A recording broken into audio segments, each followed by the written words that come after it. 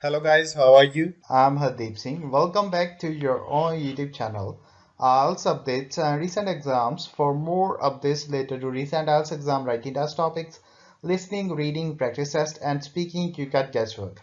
Please, guys, participate in everyday listening and reading practice test to achieve your desired band score in your actual IELTS exam. Please hit the like and subscribe button. Press the bell icon for the upcoming notifications. Don't forget like, subscribe and share my YouTube channel and my Facebook page, IELTS updates and recent exams. Part 1. You are going to hear a conversation which happened in a travel agency. First, you have some time to look at questions 1 to 5.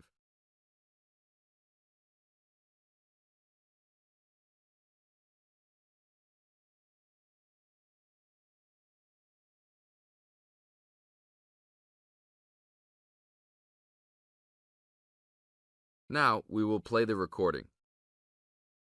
Listen to the tape and answer questions 1 to 5. Hi, I would like to make a reservation for a round-trip plane ticket from London to New York. Welcome to the Student Travel Agency. London to New York. Let me see if we have any student specials for that flight. Yes, we do in fact. What days would you like to fly? I am looking for a flight around the 10th of October or so. And how about your return date?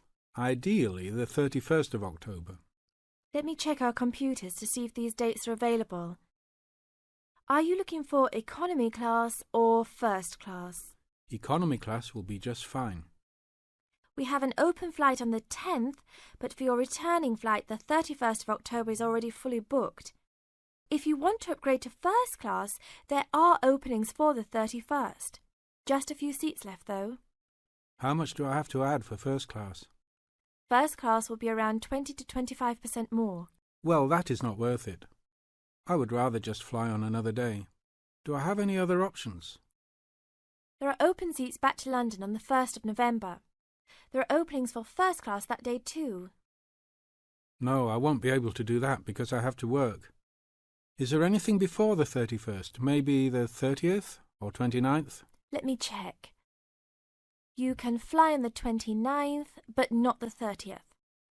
The 29th is a little bit early.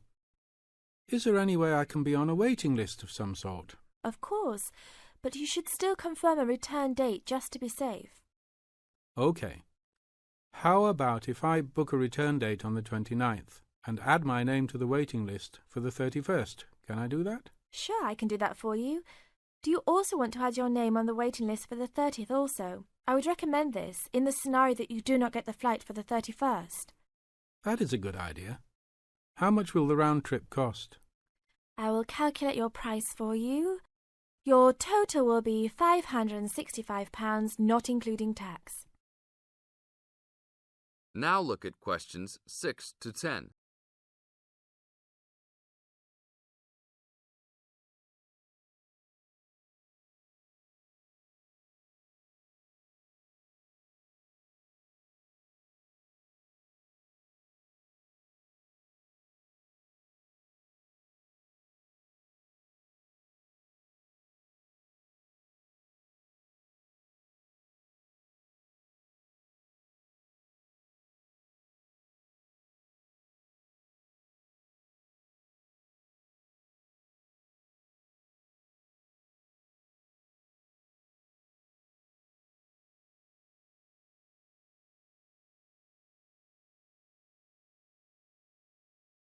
Now listen to the tape and answer questions 6 to 10.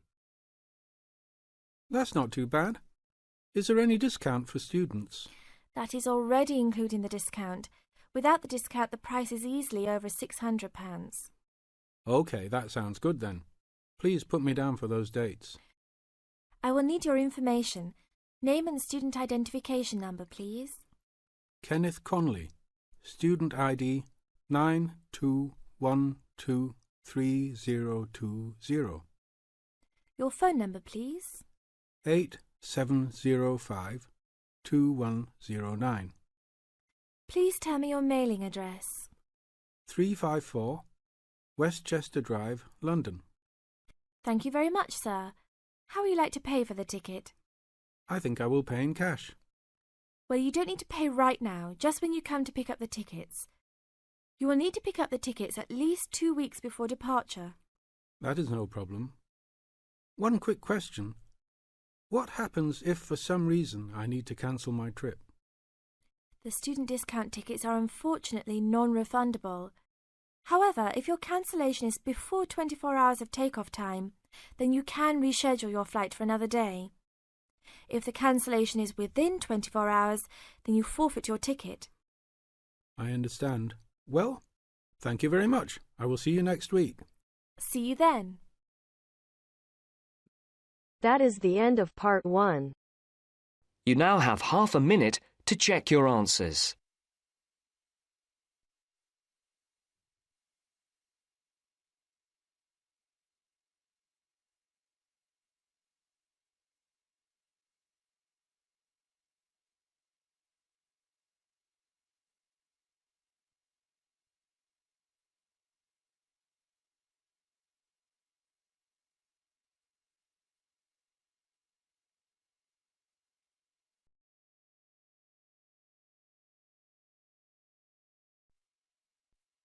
Now turns to part 2.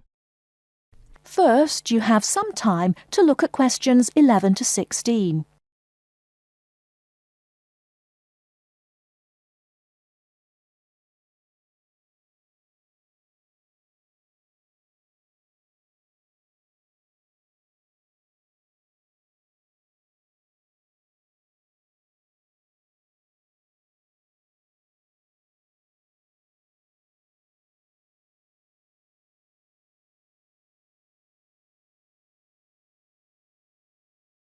Now, listen carefully and answer questions 11 to 16. Hello, welcome to the university. Let me introduce myself. My name's Helen Brown. I'm the International Office Administrator and I'm responsible for looking after students here on scholarships, in particular Chevening scholars. Perhaps you could introduce yourselves to me. Hi, I'm Ansgar from Grasse in southern Austria. And my name is Magali. I'm from a town near Montpellier, France. It's a pleasure to meet you. Pleased to meet you too.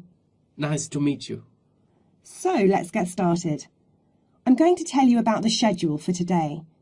Today is your orientation day at the university, and it's going to begin in half an hour at 10 o'clock with a speech from the Vice-Chancellor welcoming you to the university. That's very nice. Where is it? It's in the main hall on floor 3. Okay, but how do we get there? From here, the International Office, go down the corridor, past the lecture theatre and student common room. Then you'll be at the main entrance and you'll see the lift to your left. Take the lift to floor 3 and the main hall entrance is after the buffet. Okay, floor 3 after the buffet. I can always find my way to food. So we'll be able to find the main hall, no problem. So after the Vice-Chancellor greets the new students, then 30 minutes later, the Mayor will welcome you to the city. Together it should be about an hour, so it's not too much of a drag. And what happens then?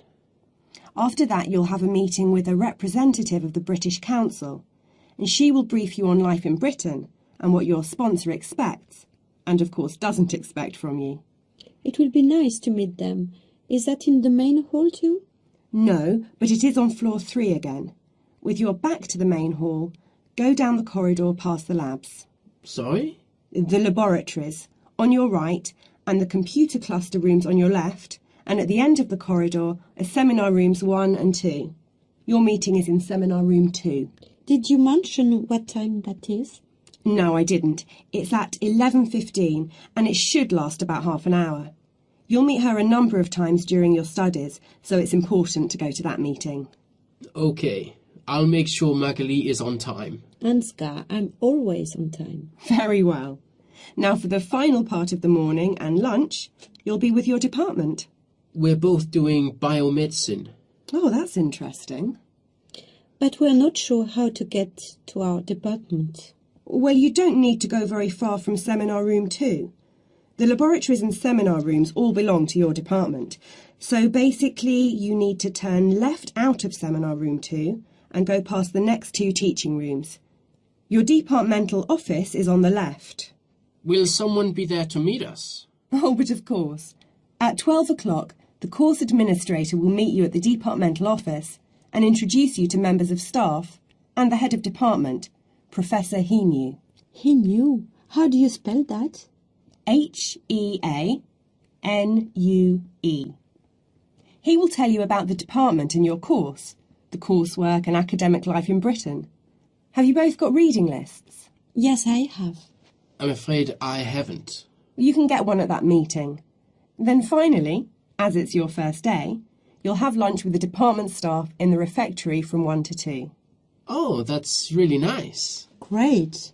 There's just one more thing. In the afternoon, you have the chance to meet other international students in the main hall again. And you can ask them about their time at the university. That's from 2:30 onwards. I'm looking forward to that.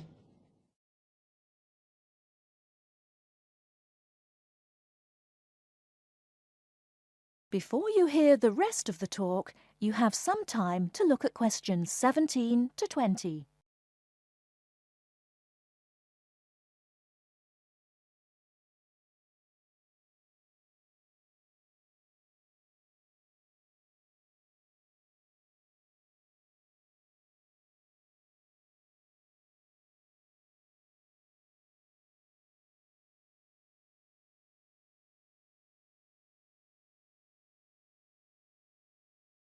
Now listen and answer questions 17 to 20. So you're thinking of opening a bank account with us? That's right. And you are an international student at the university? Yes, I am. And how did you hear about us? From Student Services. They gave me a list of banks near the university, and I chose this one because you have a branch near campus and a student advisor at the bank. Yes, I'm part of the student advice team. There are 3 of us here. Right, now I'll go over the services we offer to international students, and then we can go through a few details before we set up your account. Okay. We can offer you a current or cheque account and a savings account. Do you pay interest on the current account? We do, but not very much, about 1.5%. You get a much better interest rate on the savings account, around 4%. We also give you a free overdraft facility. I'm sorry? If you run out of money, we allow you to spend more money than you have in your account. That's the overdraft. But you can only take out up to £100. If you need more than £100, then you must tell us before you take any more money out. I see. Now, once your current account is open, then you can set up direct debits for any regular payments you need to make. Could you tell me how that works? Well, for instance, let's take your mobile phone. You have to pay a certain amount every month for it. Yes.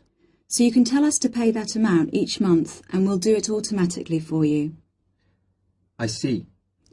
As soon as your account is open, we will send you a debit card, which you must sign immediately and keep in a safe place.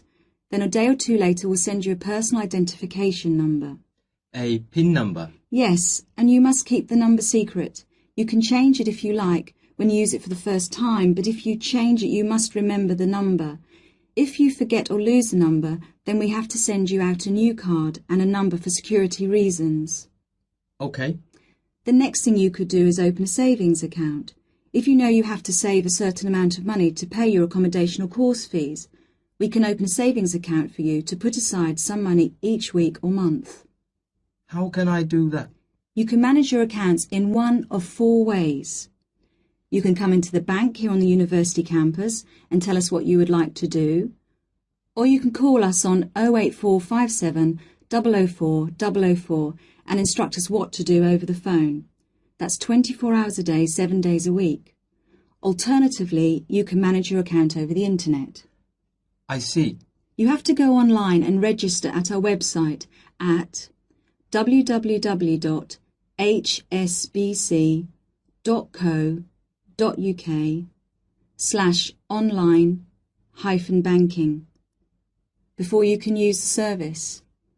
Finally, if you have a digital TV, You can use TV banking by pressing Interactive on your digital TV remote control. Oh, really? I don't have a digital TV, unfortunately, but I can do the first three things. Now, do you have any insurance? What's that? For example, if you lose something or one of your possessions is stolen, we will cover the cost of it. How much does that cost? It's £24 a year, so it really is worth thinking about. I don't need to think about that. I'll take out insurance. I'll arrange that for you as soon as your account is open. Now, would you like to go ahead and open an account with us? That is the end of part 2. You now have half a minute to check your answers.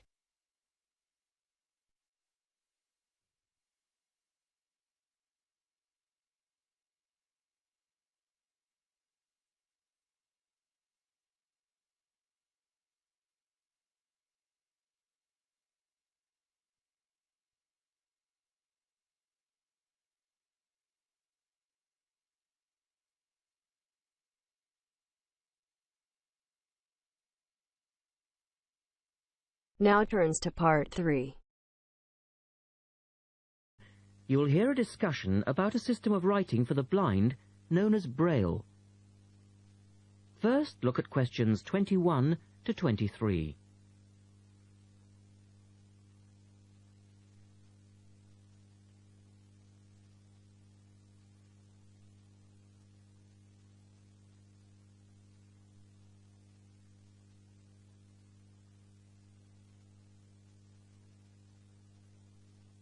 Now listen to the first part of the discussion and complete the notes for questions 21 to 23.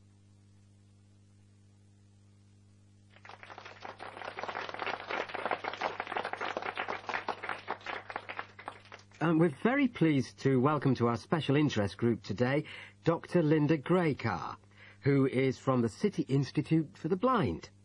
Linda is going to talk to us about the system of writing for the blind known as Braille. Linda, welcome. Thank you. Now, we'd like to keep this session pretty informal, and I know Linda won't mind if members of the group want to ask questions as we go along. Well, let's start with an obvious one. What is Braille, and where does it get its name from? Well, as you said, Braille is a system of writing used by and for people who cannot see. It gets its name from the man who invented it, the Frenchman Louis Braille, who lived in the early 19th century. Was Louis Braille actually blind himself? Well, he wasn't born blind, but he lost his sight at the age of 3 as the result of an accident in his father's workshop. Louis Braille then went to Paris, to the National Institute for Blind Children, and that's where he invented his writing system at the age of only 15 in 1824, while he was at the Institute. But he wasn't the first person to invent a system of touch reading for the blind, was he? No, another Frenchman had already come up with the idea of printing embossed letters that stood out from the paper, but this was very cumbersome and inefficient. Did Louis Braille base his system on the first one? No, not really. When he first went to Paris, he heard about a military system of writing using 12 dots. This was a system invented by an enterprising French army officer, and it was known as night writing. It wasn't meant for the blind, but rather for battle communications at night. That must have been fun. Look at questions 24 to 30.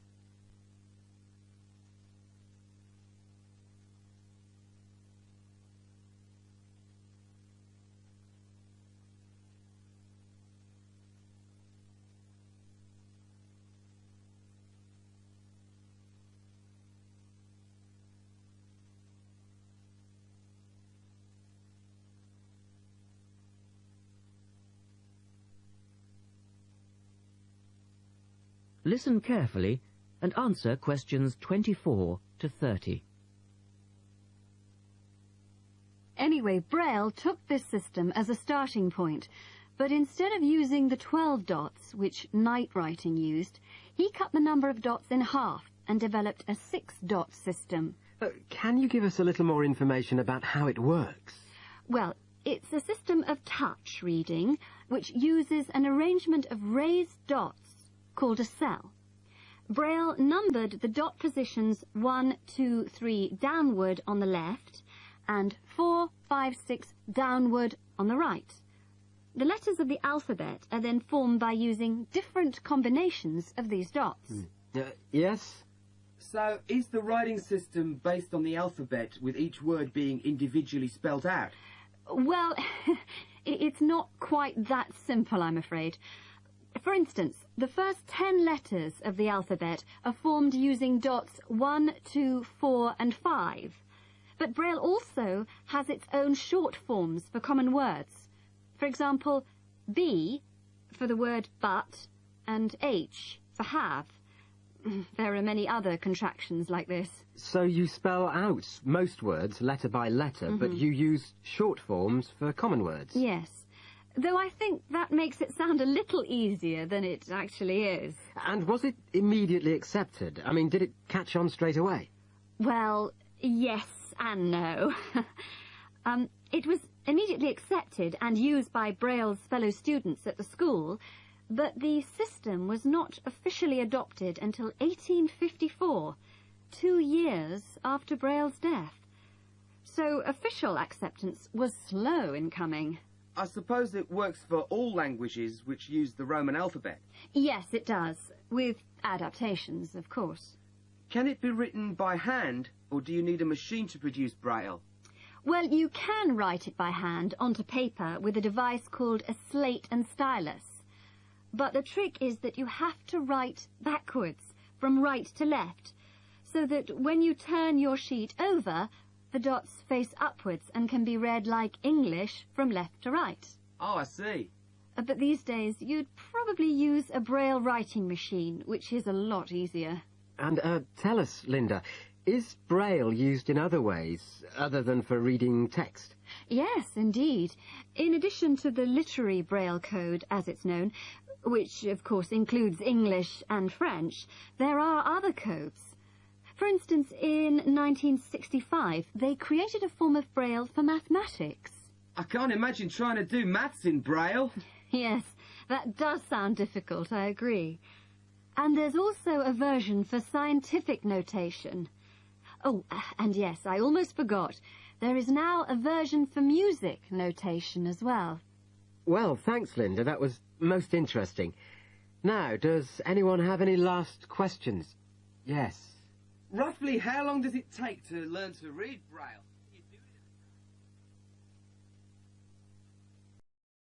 That is the end of part 3. You now have half a minute to check your answers.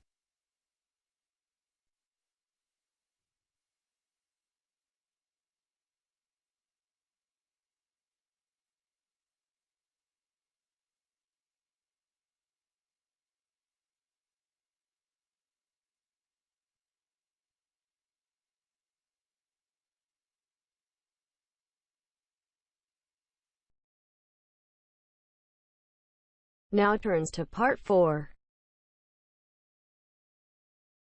You will hear a media studies tutor giving a lecture about news sources.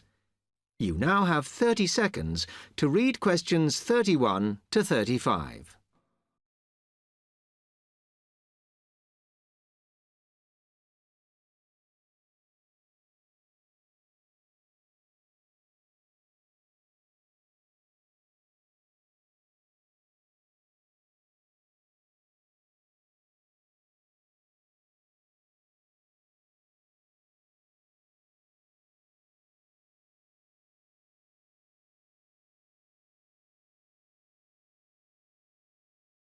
Okay, now many of you will have heard about the predicted death of newspapers, as people increasingly access the TV and the internet for their news.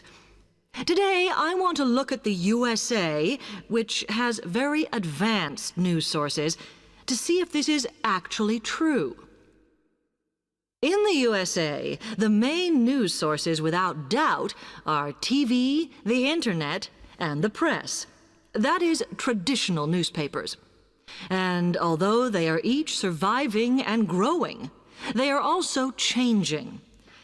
Obviously, TV news has been around for a while, and the early evening bulletins when people get in from work are very popular. I suppose we traditionally think of the morning newspaper arriving on our doorstep with the daily news. Interestingly, this is not borne out by the statistics, which show that readership in the U.S.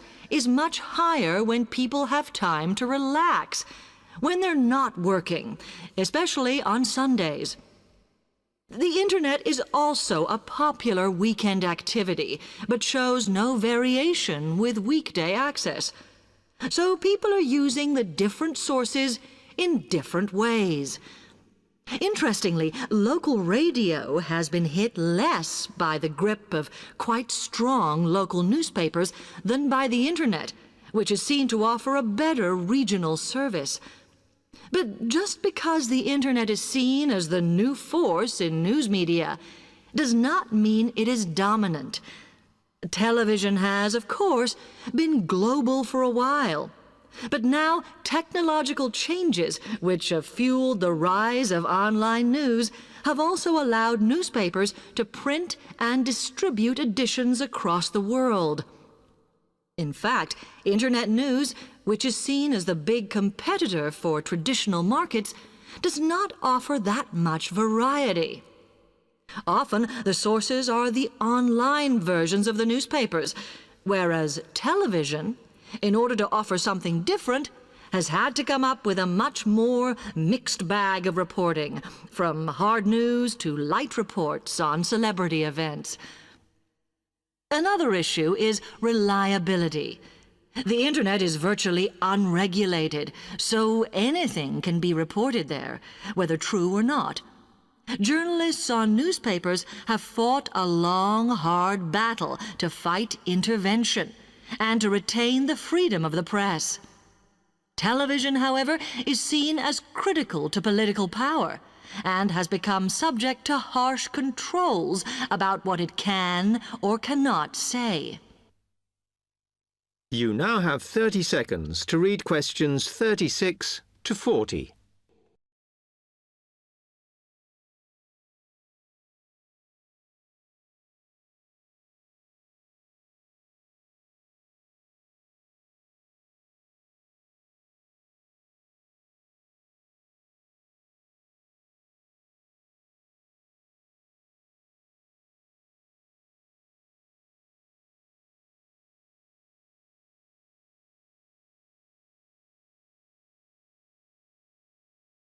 Now, one very critical factor in keeping newspapers alive and well in the USA has been their approach to advertising.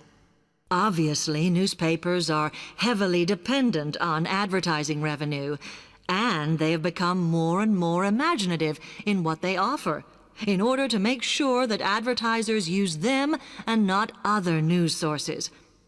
This has meant that, contrary to popular belief, newspapers now have a significantly higher profit margin than the rest of American industry. So, how have they managed to raise advertising revenue in this way? Well, they have put a lot of effort into developing and maintaining a very strong association with the retail trade. And they've come up with a winner.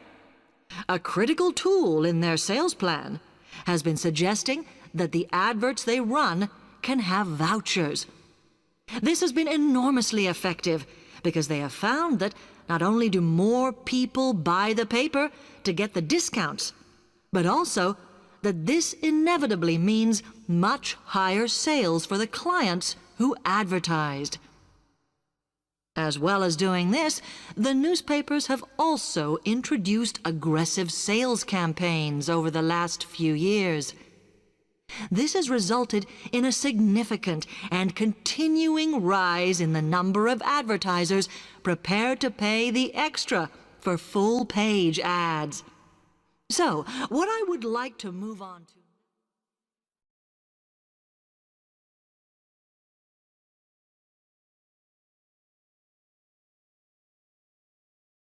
That is the end of part 4. You now have half a minute to check your answers. So guys, don't forget like, subscribe and share my YouTube channel and my Facebook page. IELTS updates and recent exams. For more updates related to recent IELTS exam writing test topics, listening, reading, practice test and speaking, you got guesswork. Please guys, participate in everyday new IELTS listening and reading practice tests to achieve your desired band score in your actual IELTS exam. For more IELTS material, visit my official website www.ieltsupdatesandrecentexams.com. The link is given below in the description. If you need PDF files of latest IELTS material, then please join my Telegram channel. So guys, please write your score below the comment section. Again, thanks for listening. God bless you all guys. Stay tuned, stay safe.